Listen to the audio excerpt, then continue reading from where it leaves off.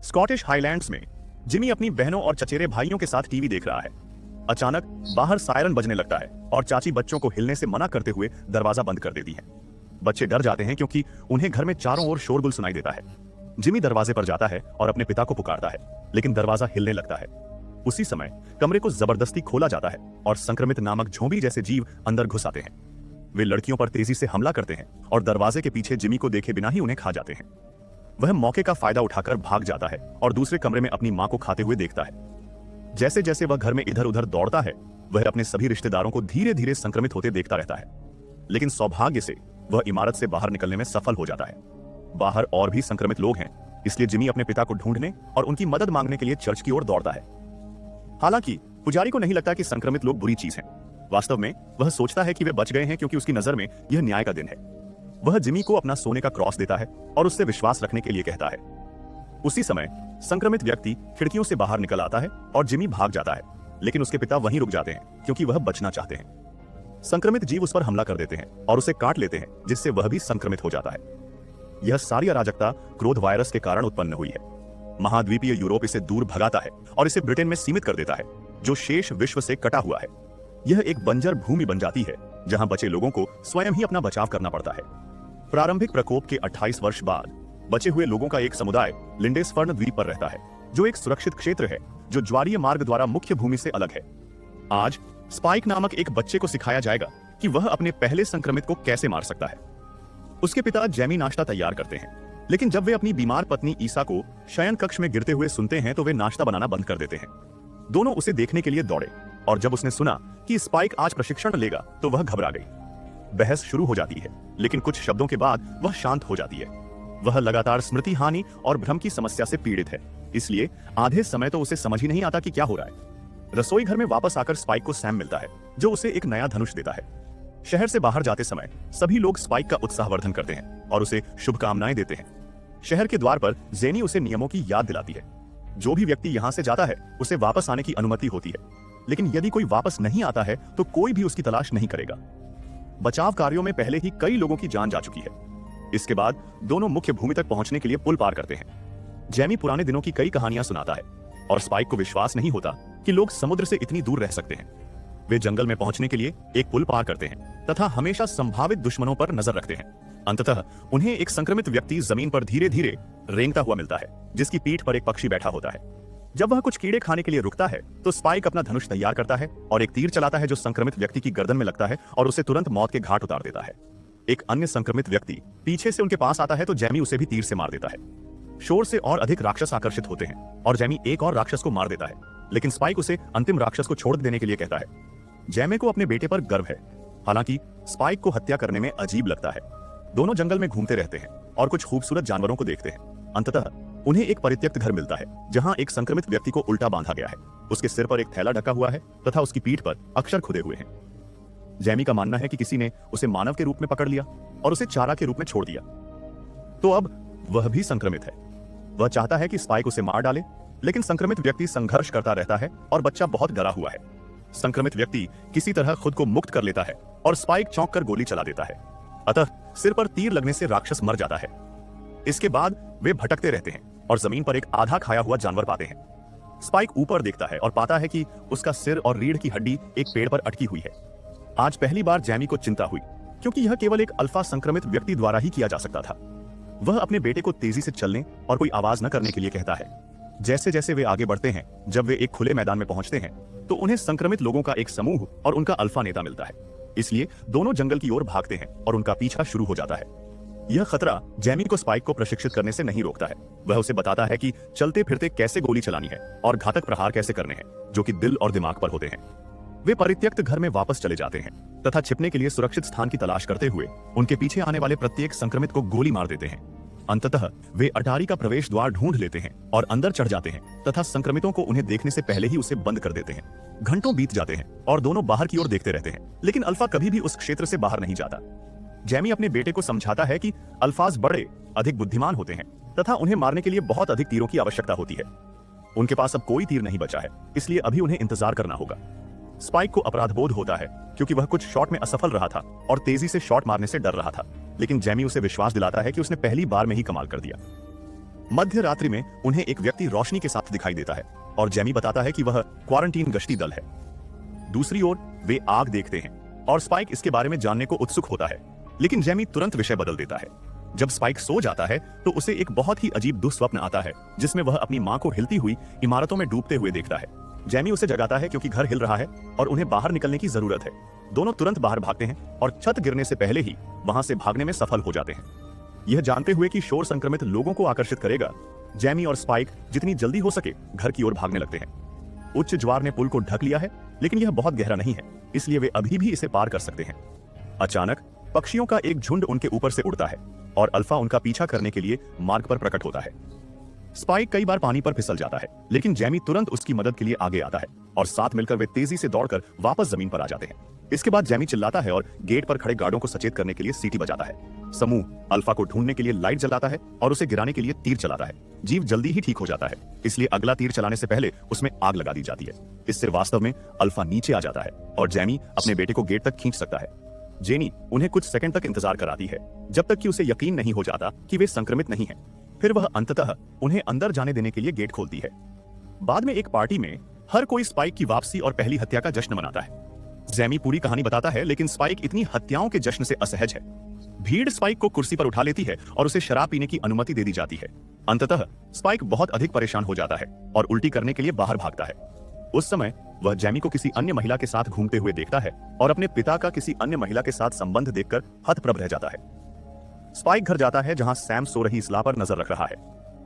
अपने साहसिक कार्य के बारे में विवरण साझा करने के बाद स्पाइक सैम से उस आग के बारे में पूछता है जो उसने देखी थी। सैम को लगता है कि वह डॉ केल्सन थे और कहते हैं कि जेमी ने किसी कारण से उनके बारे में बात करने से इनकार कर दिया, लेकिन वह आगे कुछ नहीं बताते।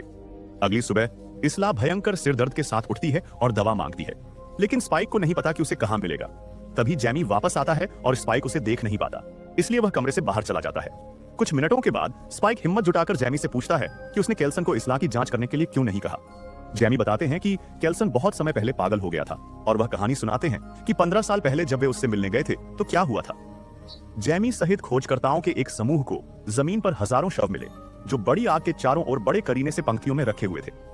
केल्सन शवों को आग के पास ले जाते हुए दिखाई दिए और उन्होंने समूह की ओर हाथ भी हिलाया, जो डरकर भाग गए। स्पाइक इस बात पर जोर देता है कि ईसा को मदद की जरूरत है और वह अपने पिता को उसके प्रेम प्रसंग के बारे में बताता है, जिसका अंत जेमी द्वारा उसे थप्पड़ मारने के साथ होता है। उसे तुरंत पछतावा होता है, लेकिन स्पाइक ऊपर अपनी मां के पास भागता है। जब जेमी उसका पीछा करने की कोशिश करता है तो स्पाइक चाकू निकालता है और उसे उनसे दूर रहने के लिए कहता है। जेमी आसानी से उसे निहत्था कर देता है, लेकिन वह स्थिति को और खराब नहीं करना चाहता, इसलिए वह चाकू स्पाइक को वापस दे देता है और चला जाता है। कुछ समय बाद स्पाइक एक खलिहान में आग लगा देता है। फिर वह गार्डों को चेतावनी देने के लिए दौड़ता है और कहता है कि शहर में हर किसी को आग बुझाने में मदद की जरूरत है। वह वादा करता है कि जब तक वयस्क चले नहीं जाते वह निगरानी रखेगा। लेकिन जैसे ही वह अकेला होता है, स्पाइक इस्ला को वापस ले आता है और वे मुख्य भूमि की ओर जाने वाले मार्ग पर जाने के लिए गेट से निकल जाते हैं। जब इस्ला को पता चलता है कि वे कहां हैं, तो वह घबरा जाती है और जेमी और अपने पिता को पुकारती रहती है। स्पाइक उसे शांत करता है और उसे विश्वास दिलाता है कि एक डॉक्टर उसकी मदद करेगा। पूरे दिन चलने के बाद वे रात बिताने के लिए एक इमारत ढूंढते हैं। इस्ला बार बार देखने से ऊब जाती है और स्पाइक को जगाकर प्रकोप से पहले की कहानियां सुनाती है। कहती है कि स्पाइक उसके पिता की तरह दिखता है। जैसे जैसे बातचीत आगे बढ़ती है, ईसा स्पाइक को पिता कहकर पुकारना शुरू कर देती है। वह उससे कहता है कि वह सो जाए और वह निगरानी करता रहेगा। दुर्भाग्यवश स्पाइक थका हुआ है और सो भी जाता है, इसलिए एक संक्रमित व्यक्ति इमारत में प्रवेश करने में सफल हो जाता है। वह स्पाइक के जूते के फीते खाने की कोशिश करता है और जब उसे पता चलता है कि वे कीड़े नहीं हैं, तो वह उन्हें थूक देता है। फिर वह स्पाइक के चेहरे के करीब पहुंच जाता है, लेकिन जब वह काटने ही वाला होता है तो कोई उसे वापस खींच लेता है। उसी समय स्पाइक जाग जाता है और सोचता है कि उसने यह सब सपना देखा था, लेकिन संक्रमित व्यक्ति का मृत शरीर पास में ही पड़ा है। ईसा कहती है कि उसे नहीं पता कि क्या हुआ था, लेकिन फ्लैशबैक से पता चलता है कि उसने संक्रमित व्यक्ति का सिर एक मूर्ति से टकरा दिया था। इस बीच सैनिकों के एक समूह का संक्रमित लोगों की भीड़ द्वारा पीछा किया जा रहा है। वे अधिक से अधिक प्राणियों पर गोली चलाने की कोशिश करते हैं, लेकिन कई सैनिक घायल हो जाते हैं और उनके पास अधिक गोलियां नहीं बचती हैं। जल्द ही संक्रमित लोग उन्हें पकड़ लेते हैं और उन्हें काटना शुरू कर देते हैं, जिससे उनका भी रूप बदल जाता है। अन्य सैनिकों को अपने साथियों पर गोली चलाने के लिए मजबूर होना पड़ता है और केवल 3 ही भागने में सफल हो पाते हैं। वे एक सुरंग तक पहुंचते हैं और गेट बंद कर देते हैं तथा उसके बहुत करीब पहुंच जाने वाले संक्रमितों को मारने के लिए गोलीबारी शुरू कर देते हैं। इसके बाद वे सुरंग का पता लगाते हैं। तभी एक अल्फा उन पर कूद पड़ता है। वह एक सैनिक को पकड़ लेता है और रीढ़ की हड्डी से उसका सिर फाड़ देता है, जिसका उपयोग वह दूसरे व्यक्ति को गिराने के लिए करता है। तीसरा सैनिक दरवाजे पर अधिक संक्रमितों पर गोली चलाता है और सुरंग से भाग जाता है, वापस आयला और स्पाइक की ओर। वे इसला के भ्रमों से निपटते हुए यात्रा जारी रखते हैं। जब उन्हें एक पुरानी मूर्ति मिलती है तो वह कुछ देर तक स्पाइक से बात करती है, यह सोचकर कि वह उसका पिता है। उसकी नाक से खून बहने लगता है और उसकी गंध से एक संक्रमित व्यक्ति आकर्षित होता है, लेकिन स्पाइक उसे तुरंत एक तीर से मार देता है। इसका कुछ खून ईसा के माथे पर गिरता है, इसलिए स्पाइक उसे छूने से पहले ही उसे साफ करने के लिए दौड़ता है। जल्द ही अधिक संक्रमित लोग आ जाते हैं और जब भी कोई दुश्मन बहुत करीब आता है तो वे दोनों स्पाइक तीरों के साथ यथासंभव तेजी से भागते हैं। अंततः वे एक पेट्रोल पंप पर पहुंचते हैं और दरवाजे से तब तक संघर्ष करते हैं जब तक कि वे अंदर प्रवेश करने में सफल नहीं हो जाते। कमरा धुएं से भरा हुआ है, जिससे सांस लेना मुश्किल हो गया है। संक्रमित लोग उनके पीछे पीछे अंदर चले जाते हैं और दोनों को भागना पड़ता है। स्पाइक कुछ वस्तुएं पकड़ता है और उन्हें जीवों पर फेंकता है ताकि उनकी गति धीमी हो जाए। वहां बहुत सारे राक्षस हैं और वे उन्हें एक मृत अंत में घेर लेते हैं, लेकिन उसी समय छत का एक दरवाजा खुल जाता है और सैनिक एरिक उन दोनों को छिपने के लिए कहता है। फिर वह संक्रमित व्यक्ति पर गोली चलाता है और धुएं के संपर्क में आने से बड़ा विस्फोट होता है। आग की लपटें उन सभी प्राणियों को जला देती हैं जो भागने की पूरी कोशिश करते हैं, लेकिन निकलने से पहले ही मर जाते हैं। इसला और स्पाइक अच्छी तरह से छिप गए हैं और उन्हें चोट नहीं लगी है। जैसे ही कोई जगह खाली होती है वे इमारत से बाहर निकल जाते हैं। जबकि इसला को उल्टी आ रही है और सिर दर्द हो रहा है, एरिक उनसे मार्गदर्शन मांगने के लिए उनके पास जाता है और जब स्पाइक के पास कोई जवाब नहीं होता तो वह घबरा जाता है। अंत में एरिक उनके साथ जाने का निर्णय लेता है और यहाँ तक कि यात्रा के दौरान इसला को ले जाने के लिए भी स्वयं आगे आता है। कुछ घंटों के बाद वे आराम करने के लिए रुकते हैं और कुछ सेब खाते हैं। एरिक अपना फोन इस्तेमाल करता है, लेकिन उसमें सिग्नल नहीं आता और बैटरी भी बहुत कम बची है। स्पाइक ने पहले कभी फोन नहीं देखा था, इसलिए एरिक उसे सिखाता है कि यह कैसे काम करता है और उसे अपनी प्रेमिका की तस्वीर दिखाता है। चूंकि स्पाइक ने कभी प्लास्टिक सर्जरी नहीं देखी थी, इसलिए उसे लगता है कि महिला अजीब दिखती है। उसी समय बैटरी खत्म हो जाती है और एरिक फोन फेंक देता है। फिर समूह चल पड़ता है और इसला शोर सुनकर उन लोगों को पीछे छोड़ देती है। वह चूहों से भरी एक परित्यक्त रेलगाड़ी तक उसका पीछा करती है और अंदर एक गर्भवती संक्रमित महिला को देखकर हैरान रह जाती है। पहले तो संक्रमित महिला आक्रामक हो जाती है, लेकिन इसला दिखाती है कि उसका कोई नुकसान पहुंचाने का इरादा नहीं है और वह उसे बच्चे को जन्म देने में मदद करती है। जब लड़के आते हैं तो इसला स्पाइक से नाल कटवाने को कहती है और बच्चे को पानी से साफ करवाती है। जब संक्रमित महिला दहाड़ती है और आगे बढ़ती है तो एरिक तुरंत उसे गोली मार देता है। एरिक भी बच्चे को मारना चाहता है, हालांकि स्पाइक और इसला ने करीब से देखा और निष्कर्ष निकाला कि बच्चा मानव है। जब एरिक गोली चलाने ही वाला होता है तो एक संक्रमित हाथ छत से बाहर निकलता है और उसे बाहर खींच लेता है। फिर संक्रमित व्यक्ति अंदर कूद जाता है और बताता है कि वह एक अल्फा है और वह एरिक का सिर है।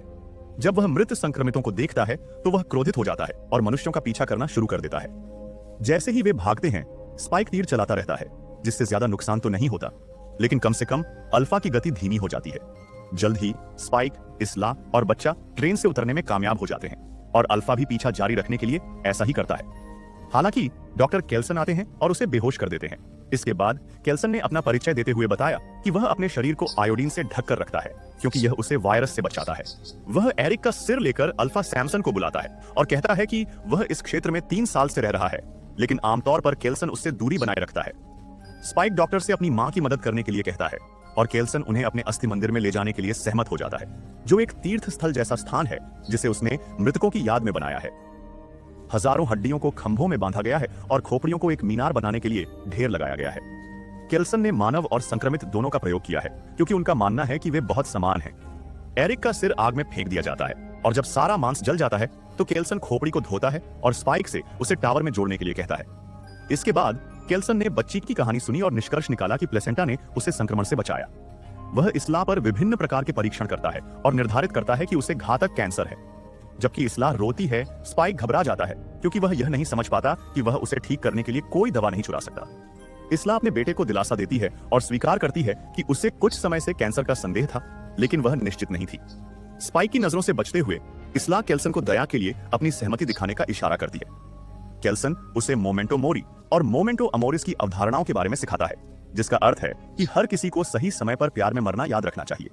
ईसा बच्चे को स्पाइक की गोद में दे देती है और फिर केल्सन के पीछे जंगल में चली जाती है, जहां केल्सन उसे उसके दुख से मुक्त कर देता है। स्पाइक अपनी मां के साथ बिताए सभी सुखद यादों के बारे में सोचता रहता है। तभी केल्सन ईसा की साफ खोपड़ी लेकर वापस आ जाता है। बच्चे को डॉक्टर को सौंपने के बाद स्पाइक टावर पर चढ़ जाता है और सूर्योदय के समय इसला की खोपड़ी को सबसे ऊपर रख देता है। सुबह के समय सैमसन मैदान पर दौड़ता हुआ दिखाई देता है, इसलिए केल्सन बच्चों को एक गुप्त गड्ढे में धकेल देता है जिसे उसने सुरक्षा के लिए बनाया था।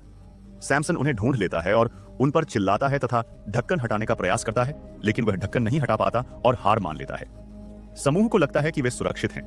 हालांकि सैमसन लकड़ी को तोड़कर वापस आता है और केल्सन को पकड़ लेता है, उसे हिलाता है और फिर उसका गला घोंटना शुरू कर देता है। स्पाइक डॉक्टर की एक बेहोश करने वाली सुई लेता है और सैमसन के हाथ में इंजेक्शन लगाता है, जिससे वह तुरंत सो जाता है और केल्सन बच जाता है। इसके बाद स्पाइक एक टोकरी में बच्चे को लेकर शहर वापस चला जाता है। वह उसका नाम इस्लाह रखता है और गेट के बाहर जेनी को ढूंढने के लिए एक नोट छोड़ देता है। नोट को जेमी के पास ले जाया जाता है, जो इसे पढ़कर यह जान जाता है कि स्पाइक चला गया है और वह नहीं चाहता कि उसे ढूंढा जाए। पत्र में यह भी स्पष्ट किया गया है कि केल्सन पागल नहीं है और बच्चा स्वस्थ है। हताश जेमी अपने बेटे को ढूंढने के लिए शहर से बाहर भागता है। हालांकि ज्वार बहुत अधिक है और वह ज्यादा दूर नहीं जा सकता। 28 दिन बाद स्पाइक मुख्य भूमि पर घूम रहा है और अपने द्वारा शिकार किए गए जानवरों पर जीवित है। जब कोई संक्रमित व्यक्ति उसके पास आने की कोशिश करता है तो वह उसे एक ही गोली से आसानी से मार देता है। वहां और भी जीव आ रहे हैं, इसलिए स्पाइक को भागना होगा। सड़क एक बड़ी चट्टान की दीवार से अवरुद्ध है, लेकिन सौभाग्य से केवल एक संक्रमित उसे वहां पाता है और स्पाइक उसे भी मार देता है। अचानक कोई आश्चर्य से शोर मचाता है और स्पाइक पीछे मुड़कर देखता है तो जिमी बूढ़ा दिखाई देता है, जो अभी भी अपने पिता का क्रॉस पहने हुए है। जिमी स्पाइक के कौशल से प्रभावित होता है और बताता है कि उसकी अपनी टीम है। वहां और भी संक्रमित प्राणी आ रहे हैं, इसलिए समूह दीवार से कूद जाता है और एक साथ लड़कर कुछ ही मिनटों में सभी प्राणियों को नीचे गिरा देता है। वे ऐसा करते हुए हंसते हैं क्योंकि उन्हें इस तरह क्रूरतापूर्वक हत्या करने में आनंद आता है। जिमी जीत का जश्न खुशी से मनाता है और स्पाइक से कहता है कि उन्हें दोस्त बनना चाहिए। सब्सक्राइब करें और नोटिफिकेशन ऑन करें ताकि आप ऐसे और वीडियो देख सकें। देखने के लिए धन्यवाद।